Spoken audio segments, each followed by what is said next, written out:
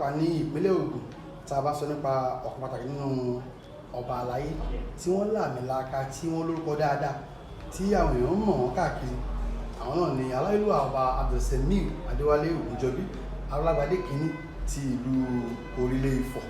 Bàbá ní gbogbo ni wọ́n pè ní Orile-Ifo. Ṣé lótú ibi tá à ń pè ní Orile-Ifo tá bá kò ní Abẹ́òkúta tá à ń bọ̀ ní ibi tá à ń pè ní Orile-Ifo tá bá dé wípé ológun ọ̀bẹ̀ tá bá ti kó Arolagbade gbàrà tá kọjá ojú orin yẹn ní boundary for local government àti Arolagbade tá bá ti dé ojú orin yẹn tá kọjá lójú orin sílẹ̀ yẹn ibẹ̀ ní Orile-Ifo ti bẹ̀rẹ̀. Orile-Ifo yìí ibẹ̀ ní local government Ifọ̀ lọ́wọ́lọ́wọ́ yìí ibẹ̀ ló wà. Ibẹ̀ ilẹ̀ Orile-Ifo òun ni police station ilẹ̀ Orile-Ifo ló wà àti ohun mèremère jù bẹ́ẹ̀ lọ títí tá a lọ títí tá a fi dé bank bus stop ní o àjọwà Orile-Ifo ni títí dé Yànàkúkà ibẹ̀ nílẹ̀ Orile-Ifo dé. A ti gbọ́ pé ọba méjì ló wà ní ìlú Ifọ̀ lápapọ̀. Bẹ́ẹ̀ni. Báwo ló ṣe ní mẹ́sà? A ní kábíyèsí ọba Olú-Ifo tí bàbá wa kan ti kọ́kọ́ jẹ́ tí ó gbogbo ayé mọ̀ wọ́n sí Olú ọmọ àwọn náà kọ́kọ́ jẹ́ Olú-Ifo yẹn ní nǹkan bí ọdún bíi mélòó kan sí ẹ̀yìn táwọn adẹ́jọ́ ọmọ léèwé nígbà yẹn nígbà tí bàbá wa yẹn ṣóṣù tán lọ ló wá kan Olú-Ifo tó wà ń bẹ lọ́wọ́lọ́wọ́ yìí òun là ń pè ní ìyá ń pè ibi tó ń pè nífọ̀ yẹn station 4 làwa ń pè nígbà táwọn kékeré tá à ń kiri ọjà tó jẹ́ extension Orile-Ifo. Ṣé àmọ́ pé tí ìlú bá ń lajú ìlú a máa fẹ̀ sí tí ìlú bá dẹ̀ ń fẹ̀ sí ohun mèremère a máa wọlé bó ti Olú-Ifo today ọba Àtọ̀dá Samuel Ọládipúpọ̀ Olú-Ifo land ọlọ́njẹ́ kẹ́mi wọ́n túbọ̀ kù fún wa dáadáa wọ́n má lòpọ̀ yẹn pẹ̀lú ààrẹ kọ́lọ̀ má rí kú ọmọ kan má rí wàhálà kó má bàjẹ́ lórí wọn. It's a first class also in the first station. Why? Tèmi jẹ́ Olorile of Orile-Ifo, a first class monarch. Kí wá ní àjọṣepọ̀ Orile-Ifo àti Ifọ̀? Ìwọ ni ìpìlẹ̀. Ẹ ṣe gbogbo yín náà nígbà tí ẹ máa pè ẹ ní Orile-Ifo ọmọ Yorùbá dẹ̀ ní níbo la ọba ara ọ̀rọ̀ yóò pariwo sómi ní sọ́jú bẹ́ẹ̀ lọ. Kábíyèsí sà, àwọn ìjọ kí ni wọ́n ní Orile-Ifo ní ṣe pẹ̀lú ìtàn Ifẹ̀? Ìyẹn oṣù ọ̀rọ̀ ni.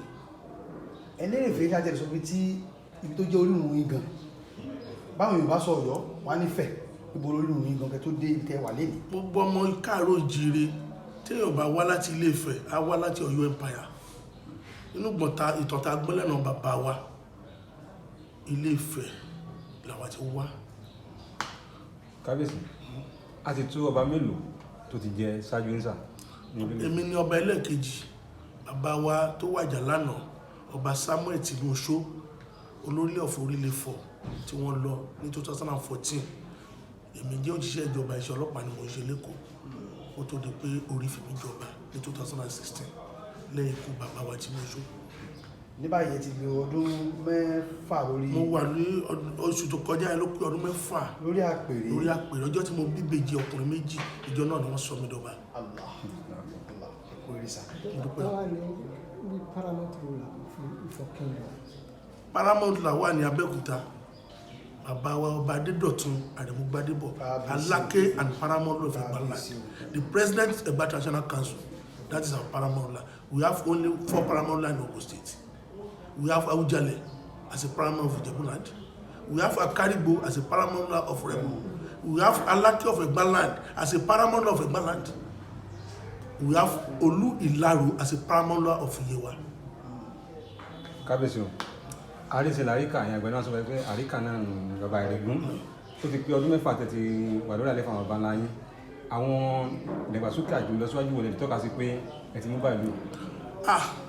Olóǹkà ara ẹ̀ ní ibi tẹ́ dúró yìí ní gbogbo agbo ìlú tí ẹ̀yin ta fún mi lọ́wọ́lọ́wọ́ yìí àti ìtẹ́ ń pè ní Ifọ̀ àti ìtẹ́ ń pè ní Orile-Ifo lọ́tún lọ́sì palace tó dùn wò ara ẹ̀ nítorí kìí ṣe pé mo bá nígbà tí mo dé náà ni mo kọ gbogbo bíbá. Láàrin ọdún 6 sà. Yes.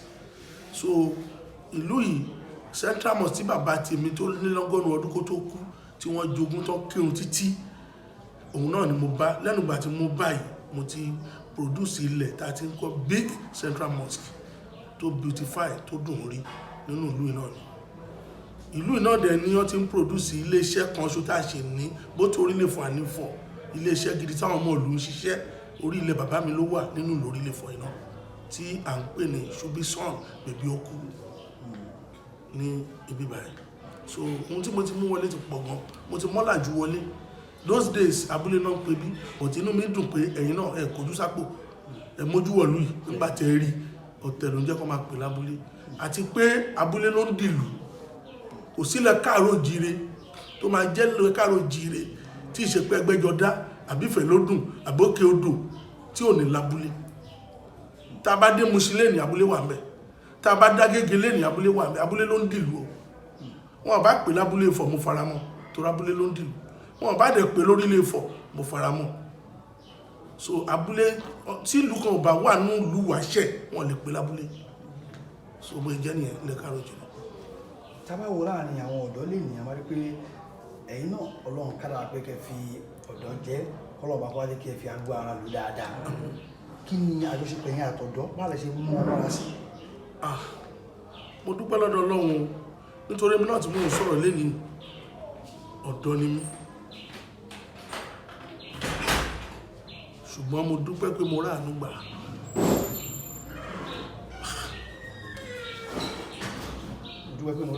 Mo dúpẹ́ pé mo ráàánú gbà tí Ọlọ́run fi mí jọba lọ́dọ̀. So àjọṣepọ̀ tó dán mọ́rán wà láàrin mi àti àwọn ọ̀dọ́. Nítorí pé àwọn náà náà jà fún mi pé ó ní ìyàwó tá a jáde ọba yìí. Àwọn ọ̀dọ́ ìlú yìí àtàwọn àgbà ìlú yìí àtọkùnrin àtobìnrin àwọn náà jà fún mi pàápàá àwọn ọ̀dọ́. Àtàwọn kéékèèké àwọn náà kọrin kiri pé Adewale làwọn fẹ́. Nígbà tá a jáde ọba náà 2014 lẹ́yìn ikú kábíyèsí ọba tí mo ṣù. Kábíyèsí lẹ́yìn yàtọ̀ sí àwọn ọba nínú Ògùn state lọ́dọ̀ yìí bí àwọn wo ní tún jẹ́ ọba ládéládé nílẹ̀ Yorùbá tẹ́ tún jẹ́ kẹjọ ní àjọṣepọ̀. Kò sí ọba káàró ìjire tí mi ò lájọṣepọ̀ lọ́tẹ́ bá wú pálásì mi sìn níbí báyìí bàbá Láké nìyẹn lọ́ọ̀kan bẹ̀yẹn kábíyèsí Ọ̀ọ̀ni of Ifẹ̀ nìyẹn kábíyèsí Olúbàbẹ́òkúta tó gbèsè àwọn nìyẹn. Mo ní àjọṣepọ̀ tó dáa pẹ̀lú wọn pàápàá bàbá yẹn bàbá mi lè máa ń gbọ́ wọn. Bàbá bẹ̀rẹ̀ látọ̀rọ̀ bàbá Láké kábíyèsí bàbá wa láàfin bàbá yẹn ìgbà tí mo ṣe 5 years anniversary wọ́n fún wọn ìgbà látàárọ̀ tó ti di ìrọ̀lẹ́ lọ́tọ̀ lọ́wọ́ lájọṣepọ̀ tó pọ̀ pẹ̀lú wọn gan dáadáa tó ní bàbá mi bàbá ẹ̀wọ̀n ìlú tó ti ń jọba 500 years 200 years táwa ṣe wà ìjọba ẹlẹ́ẹ̀kejì nígbà ṣọ̀gbẹ́ tí a bá rùn dáadáa àlọ́jẹ́ sí wa. Kábíyèsí tá bá wo ilẹ̀ Yorùbá lè ní ogun wọ́n pẹ̀ àwọn wọ́n da ẹran wọlé wọ́n pààyàn wọ́n ṣe gbogbo ẹ̀ oríṣiríṣi ló ṣe nílẹ̀ Yorùbá lè ní gẹ́gẹ́ bí olórí ìlú pàápàá ti ilẹ̀ Yorùbá sà ṣé àwọn nǹkan tí àmúṣagbára ṣé kò sí mọ́ ni àbí ṣé bó ṣe kó máa lọ náà ló ṣe ń lọ sà? Ó wà àwa náà ni àwa ni àtàwọn tó ń darí wa. Ìdí tí mo sọ pé àwa ni àtàwọn tó ń darí wa ni pé ẹ̀sìn àjèjì tá lọ́gbà láyé yẹn ló fìyà jẹ wá. Ẹ̀sìn tó mú wá láti Saudi Arabia àti tó mú wá láti British tá ń pè Christian and Muslim. Wọ́n sì jẹ́ kó padà sí ilẹ̀ mú pé ẹ̀sìn tá bá láwọn bàbá ńlá bàbá wa. If I'm not forgotten, I could remember nígbà táwọn wà kéékèèké tójò bá ń rọ̀ káàkiri tójò bá rọ̀ nílùú wa ń bí ó ní ojú ọ̀nà mẹ́ta tí àwọn ìyá máa lọ pọn mi lódò tó bá da omi yẹn sílẹ̀ lẹ́bẹ̀ẹ́ kó tó 2 minutes òjò abẹ́rẹ́. Ó sì wà bẹ́ẹ̀ náà ń bí o alójú alálẹ̀ ń bí alójú Oòduà tán bàbá ńlá bàbá wa ní wàṣẹ ní tọ̀tà gbọ́ tí a dẹ̀ ń pè tó dẹ̀ ń jẹ́ fún wa.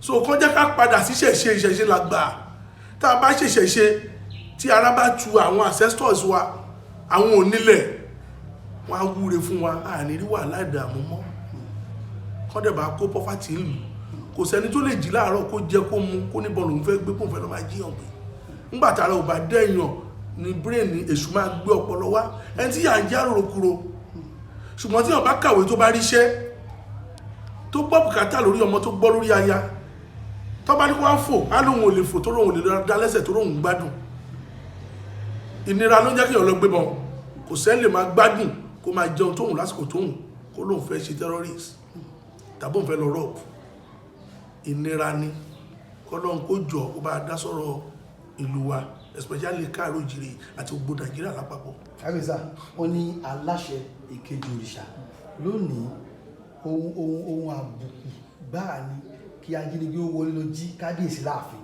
gẹ́gẹ́ bí ọba aláyé kí lè sọ sílé sà. ẹ ṣe olótù gbogbo ọtí ẹ̀rá dé lórí wọn kọ́ lọ bá àwọn ẹlòmíín dádé tán kì í ṣọba tó jẹ́ pé wọ́n fi lu jìbìtì àwọn ẹlòmíín wọ́n jọba ṣùgbọ́n owó náà ní tán fi débẹ̀ àṣẹ Ọlọ́run kọ́ ló sọ wọn dọba àwọn onílẹ̀ ìlú yẹn ò accept wọn ọba tí àwọn onílẹ̀ bá mú tọ́lọ́run fi jọba táwọn onílẹ̀ lọ́wọ́ sí mo fi àsìkò ìsọ fún yín ẹ lọ jókòó wọn lè jí gbé tó bá kù díẹ̀ ó tún kọ̀lá tó bá kọ̀lá tí òun lọ fọ́ iṣẹ́ ó dẹ̀ ẹ̀yìn gbé wọ́n tó fi kára wọn rọ́pò ń tá àjogún lọ́wọ́ bàbá ńlá bàbá wa wà ọba tó bá ṣe pé tó bá jẹ́ fálómù àbáwọn àgbààgbà lù ú tí wọ́n dẹ̀ bi àwọn onílẹ̀ léèrè tó lọ́wọ́ sí tí ọba yẹn dẹ̀wọ̀ pé bí tó ṣe pé ó lọ fọkùn ìbalẹ̀ o bẹ́ẹ̀ nìkan sáyé lórí ẹ̀gan asọ́lérè yẹn máa já sí ìmọ̀ràn ta kí ìṣe lórí ọba tọ́lọ́mbà fi jẹ táwọn onílẹ̀ lọ́wọ́ sí tó dẹ̀ ṣe ìpè bí ẹ̀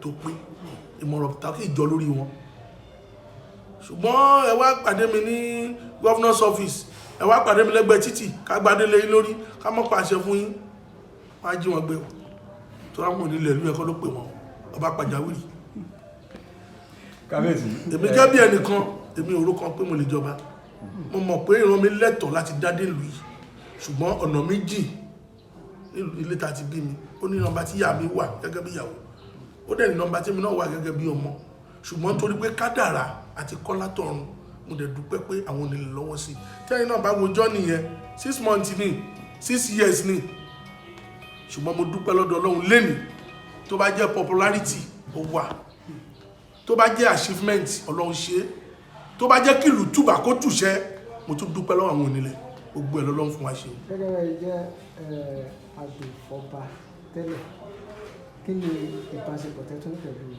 ìbítẹ́ ti ṣiṣẹ́ tẹ́lẹ̀ sí ọlọ́gbọ̀n. ṣé àwọn ọlọ́pàá ìbáṣepọ̀ tó wà lẹ́rìn mi àtàwọn agbófinró ó dúró rárá torí pé tó bá múyàn lù mí wọ́n mọ̀ pé mo mọ protocol tó bá fẹ́ ṣe ohun tí ó tẹ̀mí lọ́rùn máa pè wọ́n pé lágbájá ohun tẹ́ni yẹn ṣe nǹkan báyìí if it is affray don't turn it to assault.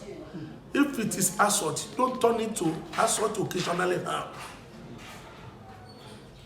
Still yàtọ̀ sí robbery because I'm a learner somebody torí mo gbàbẹ̀ kọjá. So wọ́n ti wá mọ̀ pé mo mọ̀ ń pa ẹ̀ wọn kì í fi dúdú pé funfun mi àjọṣepọ̀ wá dé ìgbórí. Bí o ráàdì rẹ̀ ti kúrò. Inspector ni mo bá kúrò ní iṣẹ́ ọlọ́pàá.